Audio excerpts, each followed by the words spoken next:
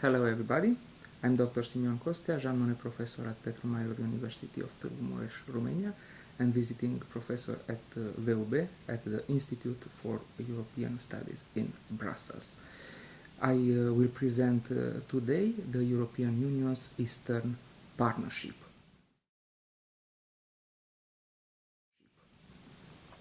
The Eastern Partnership is a strategic project of the EU for the consolidation of the European neighborhood policy towards the 6 ex-Soviet countries in Eastern Europe: Armenia, Azerbaijan, Belarus, Georgia, Moldova, and Ukraine. Therefore, all the EU member states and the 6 countries mentioned above are part of the Eastern Partnership.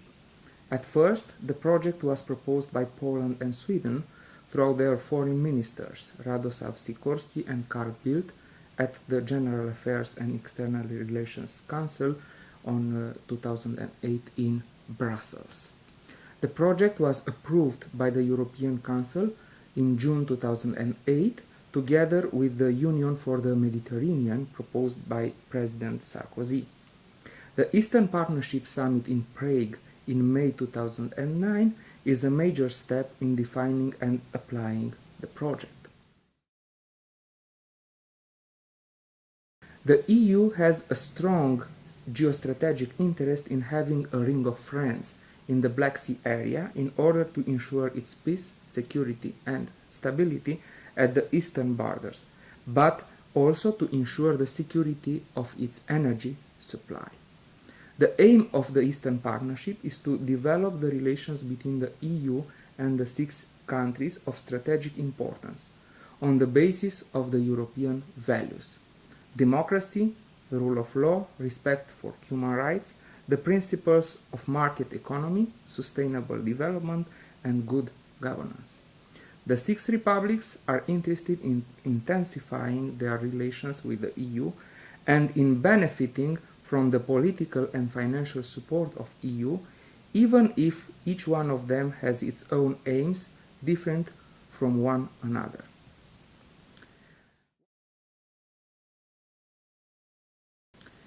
What are the innovations of the Eastern Partnership?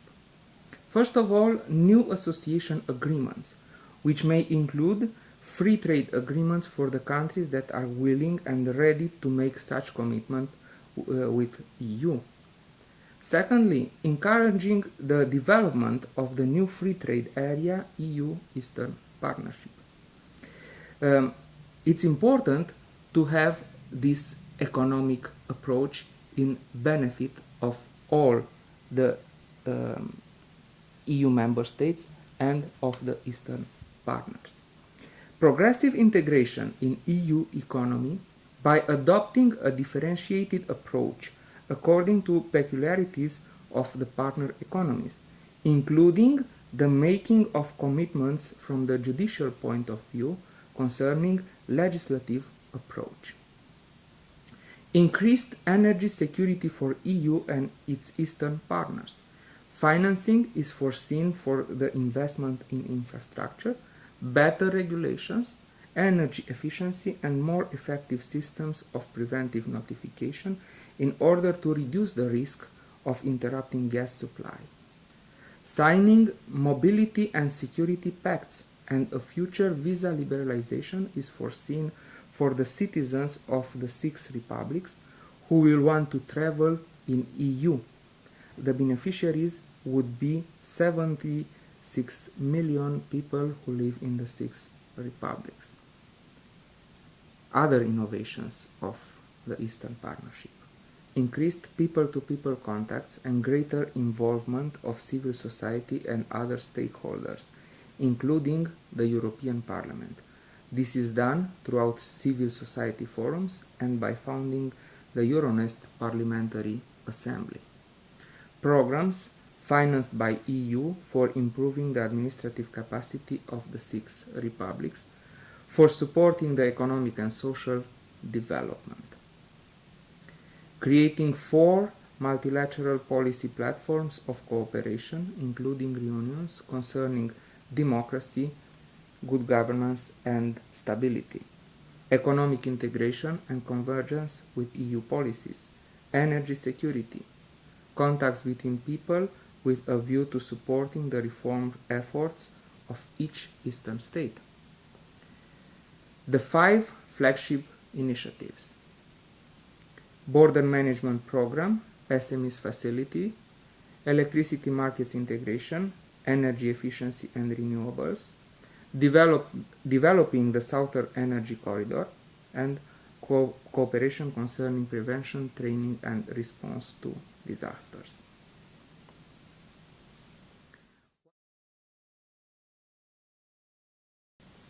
What are the political and institutional structures of the Eastern Partnership? In principle, there will be biannual meetings of heads of states and governments involving the EU member states and the 6 partner countries in Eastern Partnership. Annual meetings of ministers of foreign affairs would review progress and provide more detailed political guidance. Senior officials engaged in reform work in the relevant policy areas would meet at least twice a year. These meetings, prepared and chaired by the Commission, would take place within the framework of 4 thematic platforms. Panels to support the work of each of the platforms would meet as often as appropriate, and the format according to the need. The Euronest Parliamentary Assembly, the Eastern Partnership Civil Society Forum, and, of course, bilateral cooperation will continue with the structures of ENP2. So, we have the government level, we have the experts level, we have the parliamentary level, and we have the level of civil society.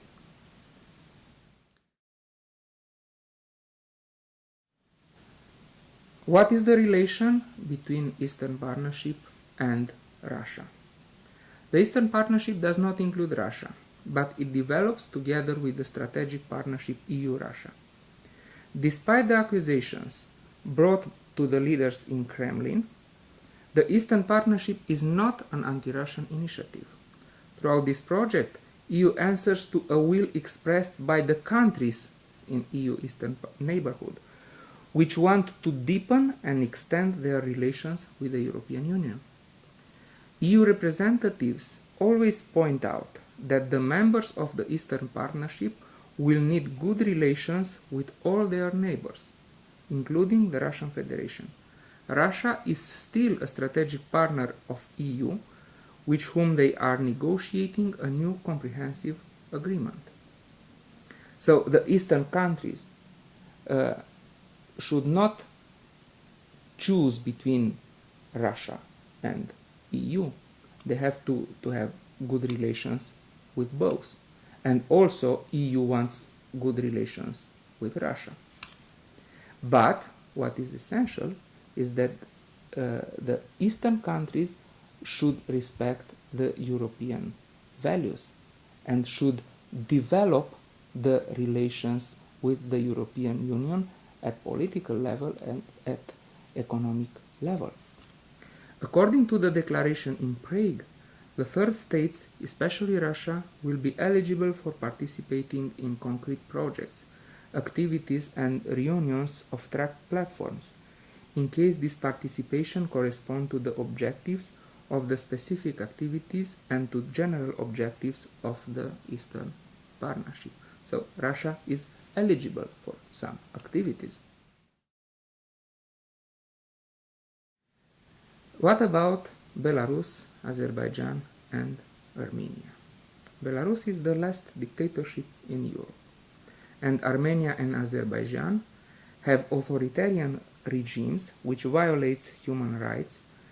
The President Lukashenko in Belarus is a communist dictator known for its policy which violates human rights. The frozen conflicts, the war in 2008 between Russia and Georgia, the gas conflict between Russia and Ukraine in January 2009, tell a lot about the instability of the region. Azerbaijan has important gas and petroleum reserves of great interest to EU, especially for the success of the Nabucco project, if we will have a Nabucco project after all. The government of Azerbaijan has turned from Moscow and approached EU in the last years. President Ilham Aliyev succeeded his father Haidar Aliyev in 2003.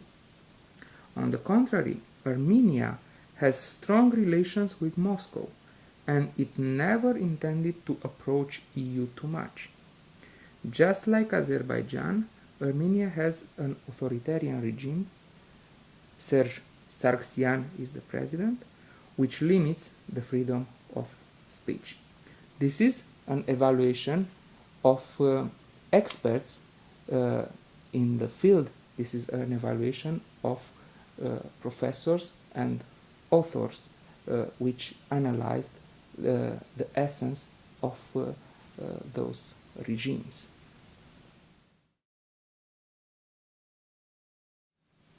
What is the relation between Ukraine and the Eastern Partnership, which raise also the problem of EU perspective for Ukraine?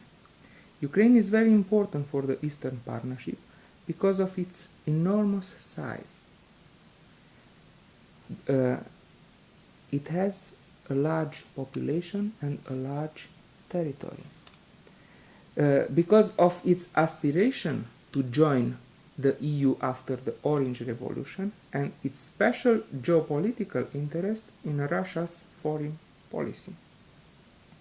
Poland, an important EU member state, has a very strong relation with Ukraine for historical and geostrategic reasons.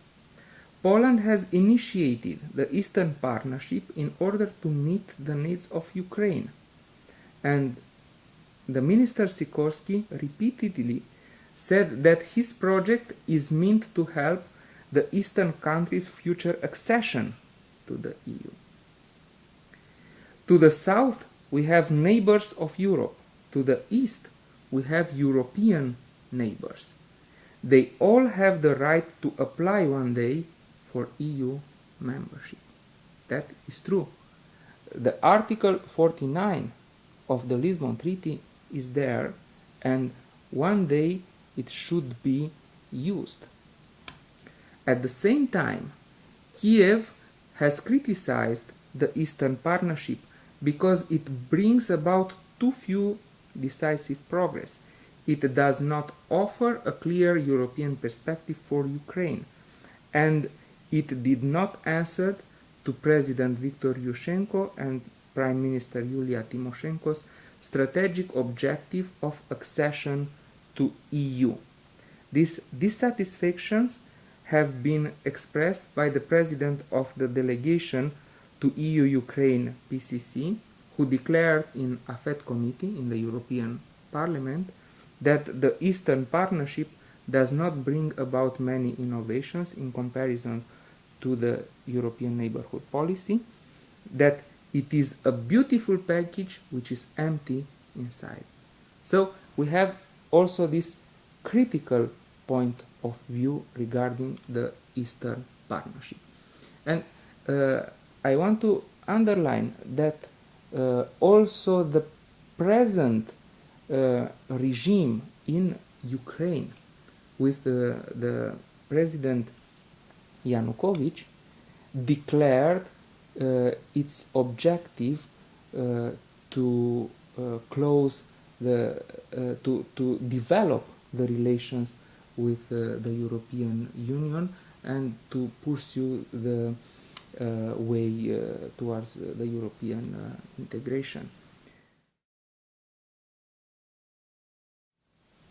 Georgia and the Eastern Partnership is an interesting issue.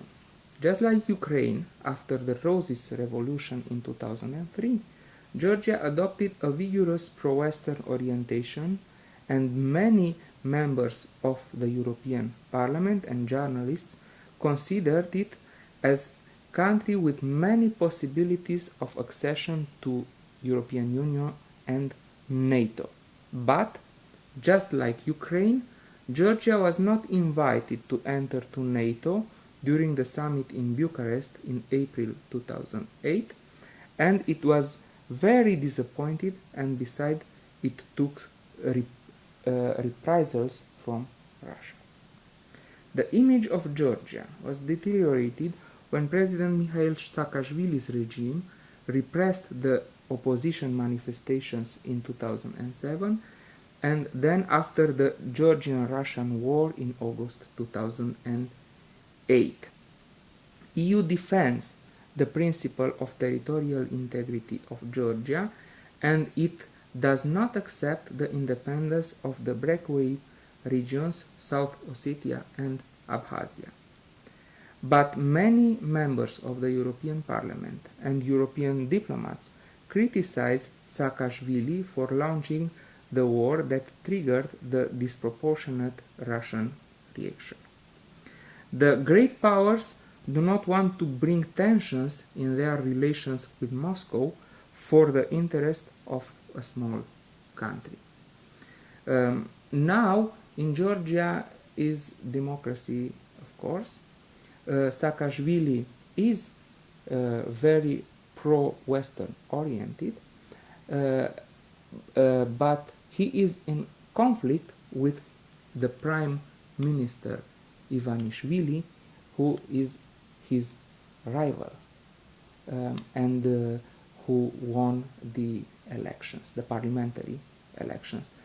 This is not good for the stability of Georgia, for its image in European Union, and for the progress of reforms in Georgia.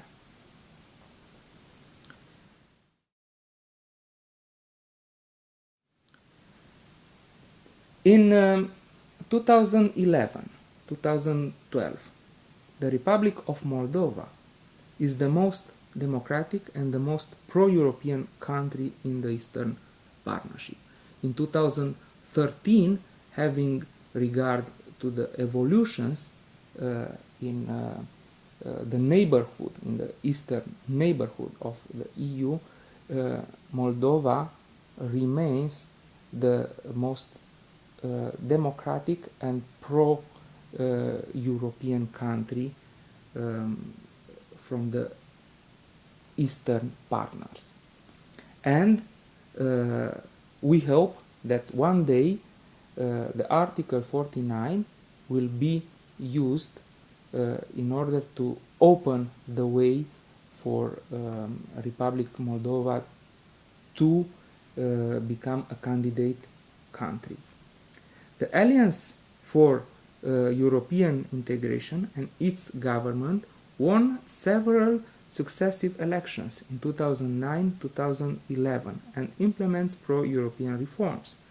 This evolution in Moldova is in contrast with the situation in other Eastern Partnership countries where authoritarian tendencies increased in last years.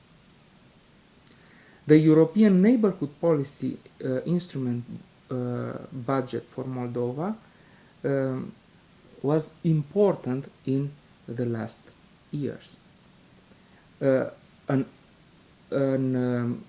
European budget for the EU instrument dedicated to Moldova was also very important, but I have to underline that the Conference of Donors also offered a lot of money for this pro-European country. So, in conclusion,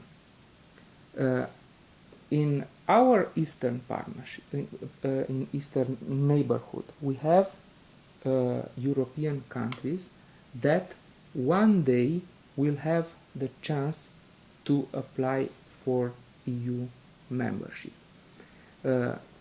Of course, until then, they have to prepare themselves for that, and we have to prepare ourselves for future enlargement. Until then, it's important to have a successful European neighborhood policy, a successful Eastern partnership, even in these conditions of economic crisis. Thank you.